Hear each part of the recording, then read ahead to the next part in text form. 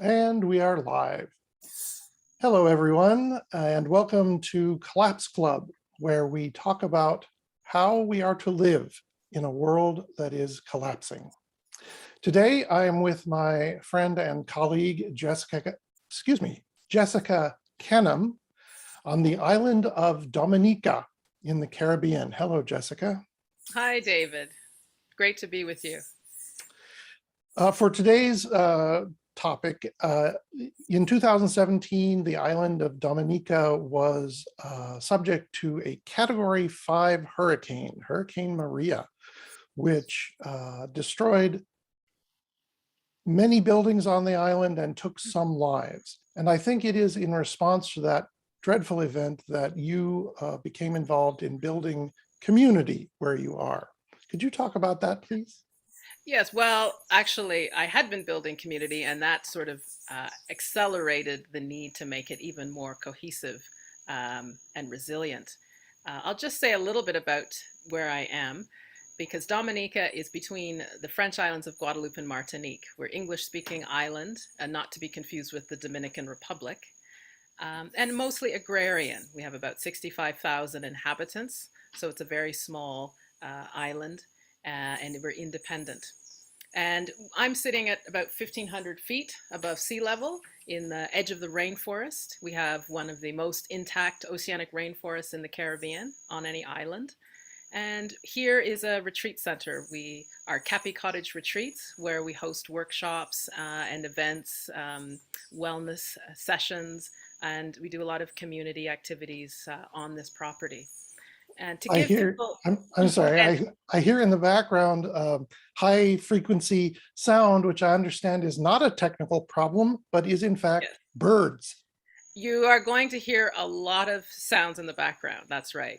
We have a lot of resident bird populations, and they are very noisy, and they come right into the house and they eat our food, and they are not shy at all. So keep that in mind, and you might hear a dog as well. So I'm going to play a short little video to give people an idea of Dominica, where we are and what we do.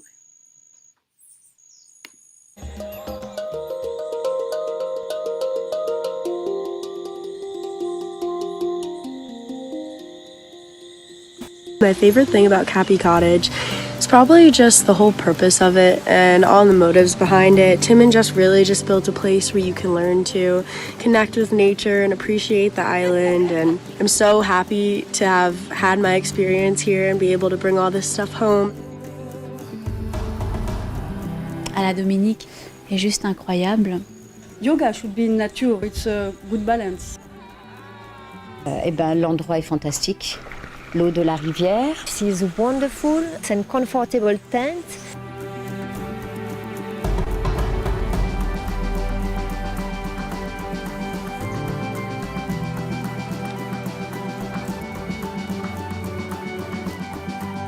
Really just a transformative experience where you were just one with nature. We are really in the middle of the nature. We have the waterfalls very close. We can hear the water falling when sleeping, when resting, when walking. It's amazing. The chefs know how to make the food really, really good. It's the perfect environment to host any kind of group, really. On ne peut que se ressourcer. Voilà. I love the tent. Yeah, I love the tent. It was really luxurious. I think it's a perfect place for a retreat. Whether it's for a yoga retreat, an artist retreat, plant medicine, meditation, mindfulness, wonderful hosts, a really special energy.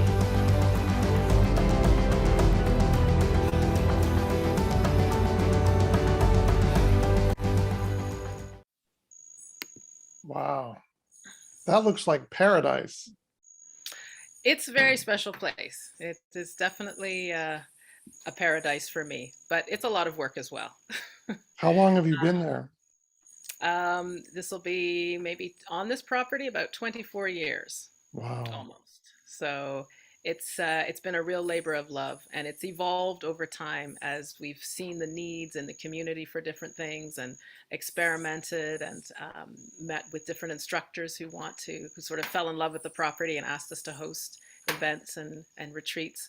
And so we've been very, very fortunate to be able to have a very strong international community, but also a very strong local community. And I feel like, oh, go ahead. What do you consider is your mission there? Our mission is really to offer people transformative experiences, to connect with the natural environment, to connect with themselves, and to come out of it with a new sort of a shift in their consciousness about their relationship to the natural world. So we work with plant medicines, we work with nature connection. It's a place to be healed. It really is a real healing energy. We live in the rainforest, literally. I mean, the temperature in the houses and in the cottages is the same temperature as outside. Everything's wide open. It's a very safe environment. And so you really do get reconnected with the natural world and with yourself when you stay long enough on the island. We have a 60-foot waterfall on the property. We have dozens of fruit trees and ethnobotanical gardens and a stream and as I said, a lot of birds and a lot of other critters. So it's a very healing place to reconnect. And it sounds like it's a special vantage point to look out into the terrible vista of collapse that we face in the world. How does it color your perspective to be in such a beautiful place and see what's happening around the world? Yeah, well, it's a huge contrast to the industrial North. I grew up and worked many, many years in North America, and it's a real kind of a lesson in relocalizing, and some of the things that make the system in the North very fragile are things that we've learned to we've retained some of the local cultural things that allow people to be more self-sufficient. And I think maybe from here I'll go to some slides because I can explain it and people can sort of see what I'm talking about. Great, that sounds good. Thank you. Okay. Let's see. I'd like to start. So this is the south of Dominica. And actually you see the two oceans that Scott's Head divides the Caribbean from the Atlantic. This was the disaster, Hurricane Maria, a massive, massive tropical storm, winds of 170 miles an hour, just devastated the island. So we had 95% of all roofs were gone, 95% of agriculture was destroyed. It was almost $400 million worth of damage. The electricity grid was wiped out for over 10 months in many places. So this was really my experience of collapse, and it felt like a trial run in how to survive and recover after a collapse. One of the biggest lessons that I learned, this is the farmers group in Cochrane, was how important community is after disaster. That you absolutely can't recover unless you have the mutual care support networks.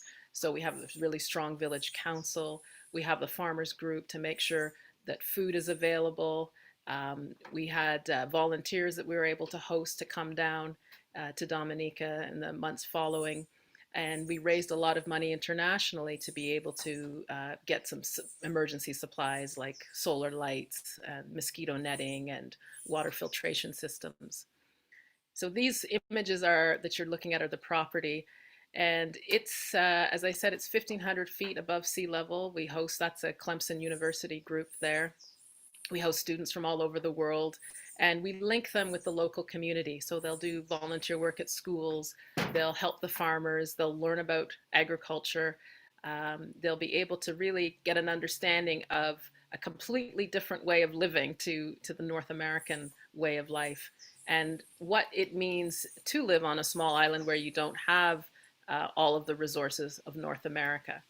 So we find that people here mostly know how to garden. Most people have a backyard farm. Most people have skills, basic skills like carpentry. In the village, you can always find a carpenter or a stonemason or a plumber. And so these are the kinds of things that were so valuable after a collapse, when all of these systems and the businesses and services were down. We were able to help each other and people in the village had those skills to get the water going again, to dig out the roads, to put roofs back on. These are some of the groups that we've hosted over the years, art therapy groups with local children. We have I have a couple of women and girls empowerment groups and multi-generational groups as well. And we do a lot of workshops to try to look at best practices for farming and try to elevate and move towards organics and find techniques and ways to reduce the use of chemicals and pesticides. So, and this is a group, an international group, and local people come together. And then, as I said, we work with yoga instructors and wellness instructors. And they just find that this is a really wonderful environment to bring small groups who want to do some intensive focus and wellness and improve skills in those areas.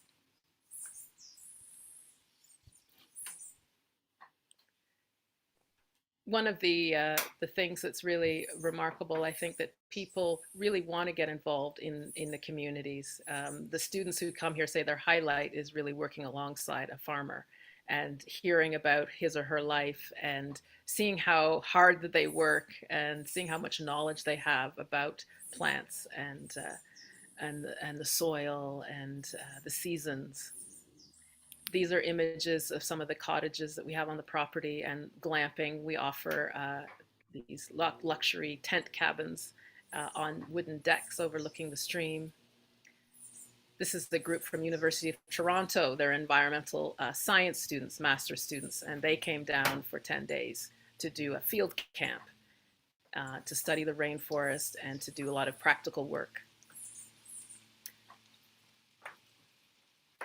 So we also have massage therapists and other skilled practitioners that come up and offer their services.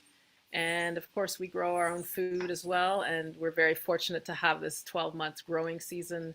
And it's a way also to be more sustainable and to be able to, after a natural disaster, start growing food again, having access to fresh, clean water.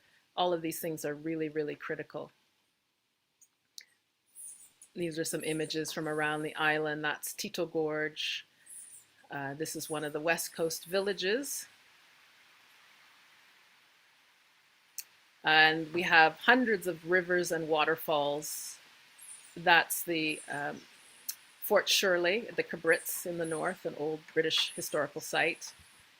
And we have that freshwater lake, which feeds into our hydroelectric power plant.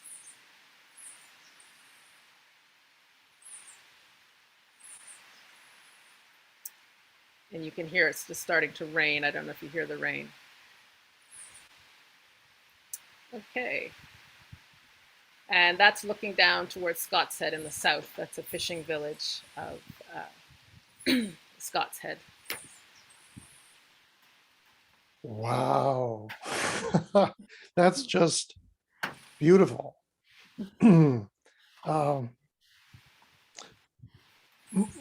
The people who visit have a good experience of interacting with the community. Does the community benefit from the visitors?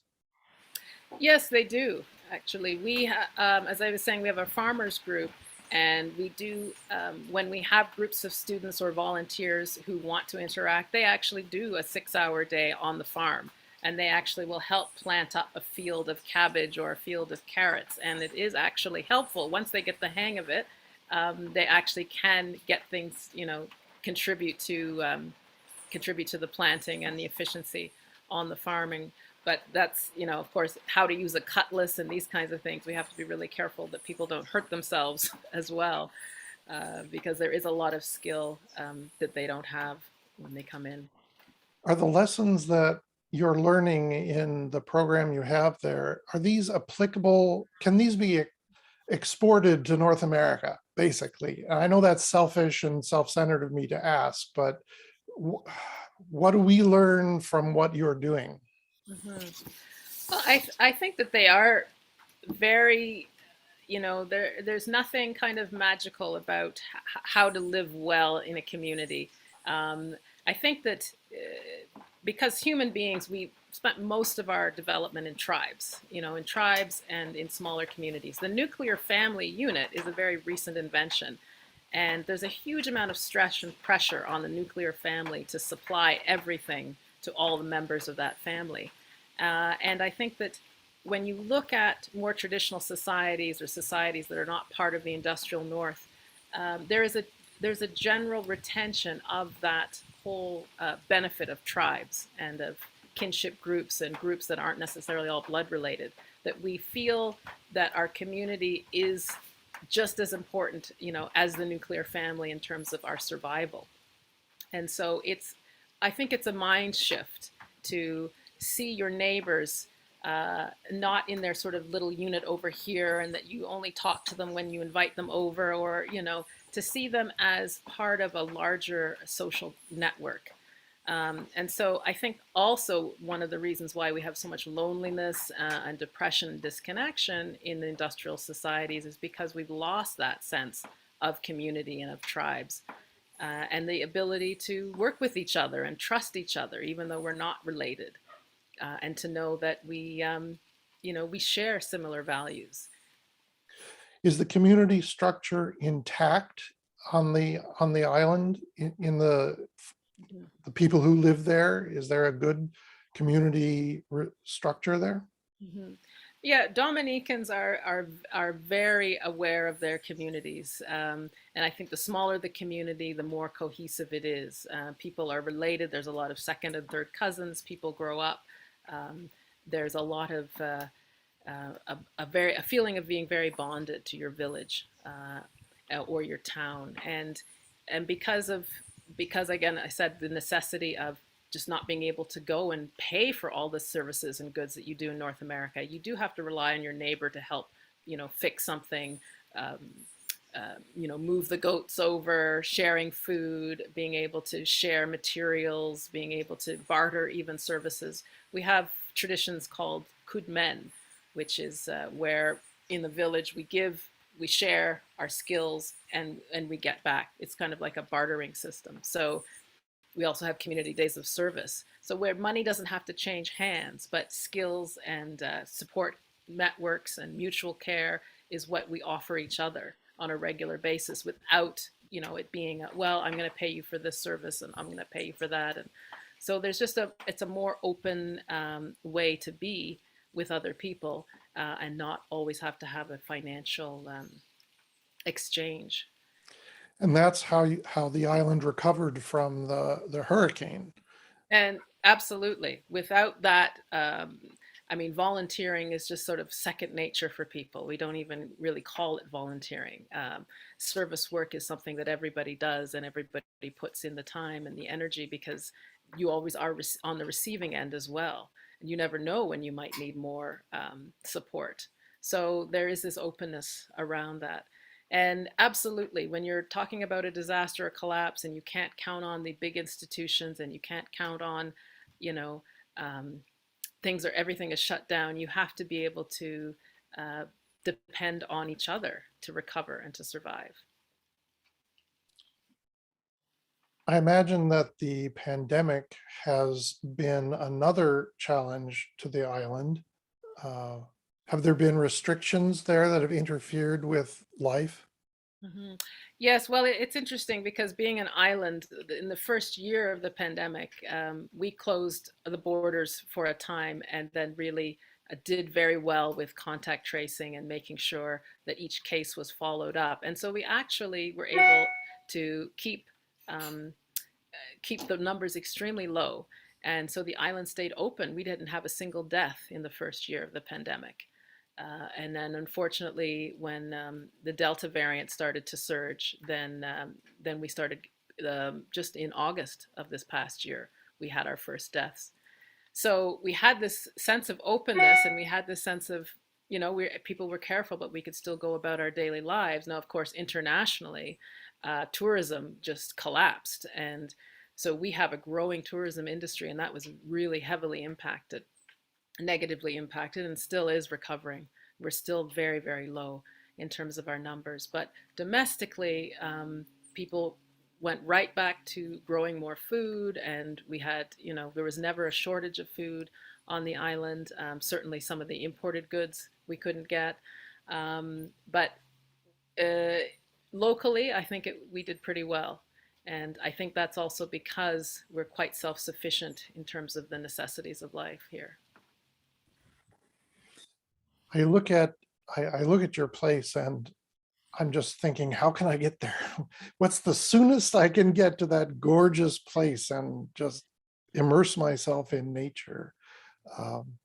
Well, the bonus is we just had American Airlines just started flying here last month.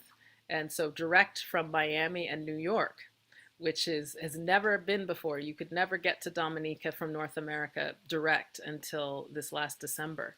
And so we've actually have 3 flights a week, moving to daily flights. A 75-seater jet lands 3 times a week. And there's been a lot of Dominicans who live in New York and Miami and those places who are actually coming back to visit and to see what they can do here. And it's a bit more of a motivation because it's less expensive now, and also the situation in those big cities is really, really challenging. So people are thinking about, maybe how I can simplify my life, get back in tune with the natural environment, and do something different. Well, that's very exciting, really, to hear about connections being made in that way.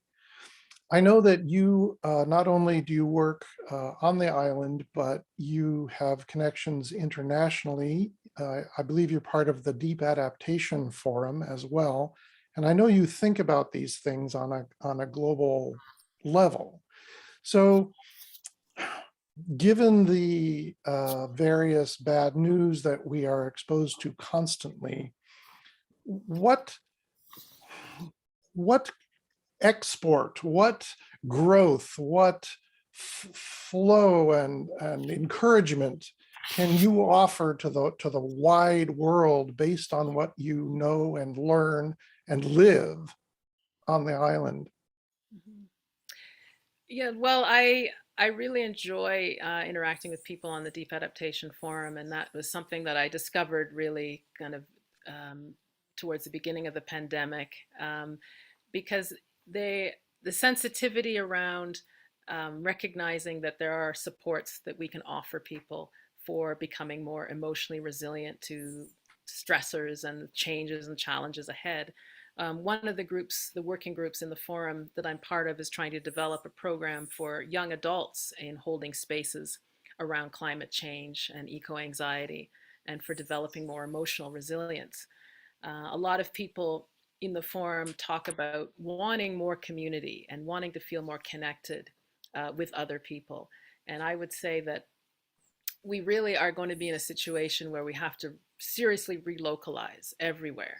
The supply chains are very fragile and very long and aren't sustainable. As we see, they're starting to break down. We're starting to get spikes in prices for basic foods that people have been importing in North America. And so to really think about how we can relocalize our lives as much as possible. So that's growing food, that's getting onto renewable energy systems, that's doing having activities where you can trade goods, trade services with each other, not necessarily having to, order everything on Amazon or call in service workers. So it's really about, I think, building mutual care networks and support networks where you are, and we're online so much, and we do need these online communities because there's a huge amount of resources and knowledge and experience. But we need to take those things offline, and we need to be really focused on who our neighbors are and what their needs are, and where the areas that we can share or contribute to each other. And you don't have to love people, like people even. You just need to recognize that we're neighbors. And we have things in common. And if we work together on something, we'll both benefit, and we'll both be feeling stronger and more resilient when things really get tough. One of the things that one notices even just through this small window of, video communication, is the beauty and the power of the nature around you in that place. And I wonder, as we approach the end of our time, if you can talk about the effects on you of living so deeply immersed in such a powerful place of nature. Well, nature has a tremendous amount of power, and we saw with the hurricane how much force it has, and we see with the fires, and we see with earthquakes, that it is a huge force, but it also has this incredible life-giving force. And I think that in the cities we're so disconnected from just raw nature, just the wild, that we forget about that.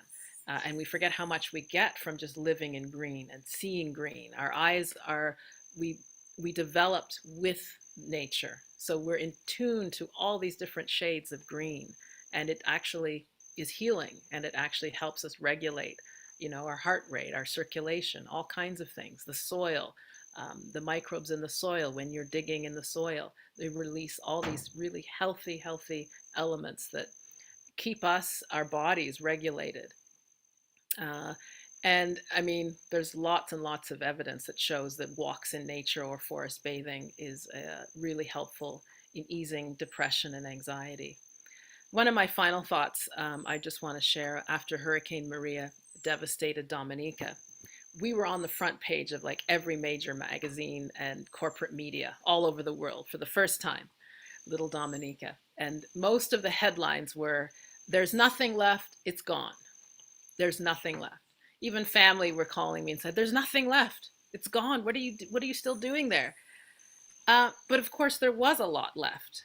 There were all of us, the people, and there was the natural world, and there was our will to survive and to recover and to take care of one another. So when you look at devastation and collapse from the outside, it's a natural tendency to kind of feel hopeless and to feel that it's all gone. But that's discounting our human instinct to survive. So for me, I believe the most important asset we have as humans, in whatever circumstance we meet, is our ability to build these strong communities and these strong bonds and networks. We're incredibly creative and adaptive creatures. So what I want most now is to leave the next generation, including my own child, with a stronger sense of community and a stronger ability to survive and to adapt to whatever is coming. Thank you, Jessica. This is Jessica Canham on the island of Dominica. I think you should be a global leader, Jessica, and I look forward to seeing what you come up with next. Thank you, David. Thank you for joining me. To all the viewers, thank you for watching. And until we meet again, farewell.